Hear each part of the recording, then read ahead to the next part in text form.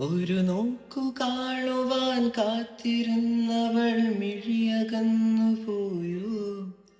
ഒരു കാറ്റുപോലെ എൻ കൂടെ വന്നവൾ വഴിമറന്നു പോയോ.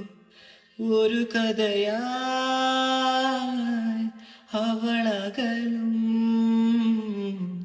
അവളുടെ തേൻ ചീന്തുകൾ നോവുകളായി പടരും.